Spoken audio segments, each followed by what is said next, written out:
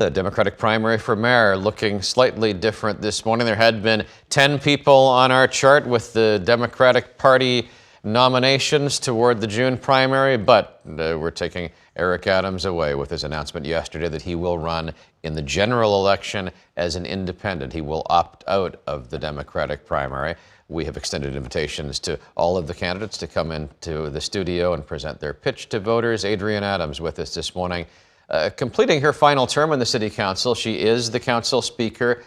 She launched her mayoral campaign relatively late in the game in March, looking to position herself as a principled and scandal-free alternative to incumbent Eric Adams, and also an alternative to the man who has been leading the early polls, Andrew Cuomo. Adrienne Adams with me now. Thank you for coming in. Thank you for having me back. No longer Adams versus Adams, at least as far as the primary. What does that mean to this race?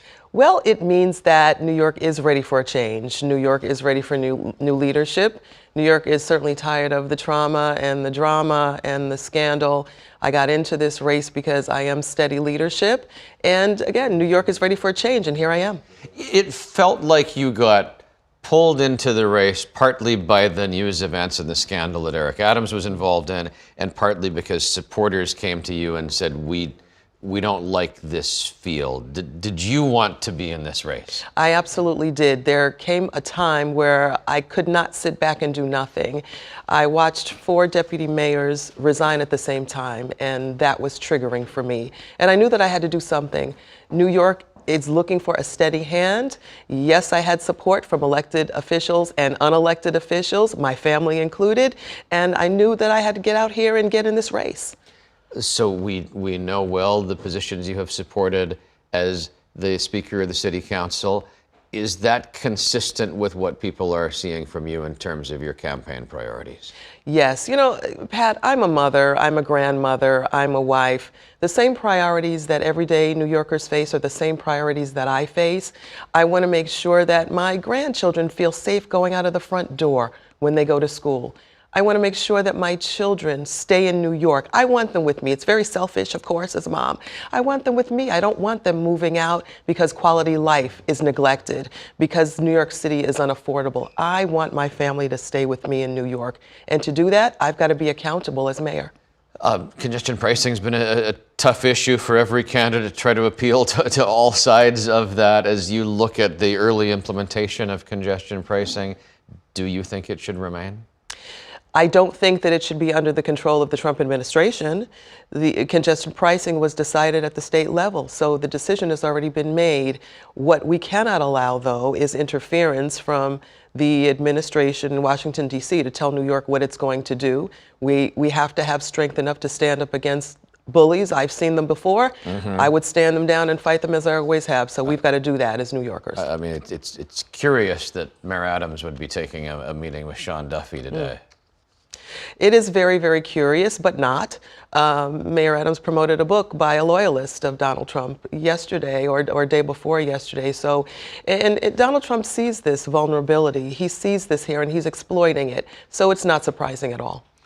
Let's look ahead to some of the platforms of your campaign here. You mentioned affordability, the fact that New Yorkers are trying to figure out how to pay the bills and not looking at these developments with tariffs in a kind way. What about housing more broadly? What can be done in this city to increase the housing stock and that not be a 10-year goal, but a relatively fast process? Yeah, well, under my leadership, we have seen over 120,000 new units come up. And that is fantastic. Under my leadership, we have passed rezoning laws that will create over 80,000 new units coming up, affordable. I made sure that there was $5 billion included in that acceptance of that proposal so that we are protecting infrastructure. We are protecting CityFEP's vouchers for those that need to stay where they are. We are protecting and sustaining, protecting folks that live in Mitchell-Lamas and NYCHA, making sure that their residences are restored as well. Put me onto the spectrum of the candidates in this Democratic primary. We have seen on the left the ideas of Zohran Mamdani really catch on with a lot of supporters. He made an announcement that I've received so many donations that I can't take any more donations. Where do you stand relative to that left-leaning position? Well, you know, I keep saying I don't put labels on myself because I fall where the people's needs are. I always have. But he's tapped into something there. Is it tempting to go in that direction? Well, no, not really. My direction is still my direction, and it's going to stay that way.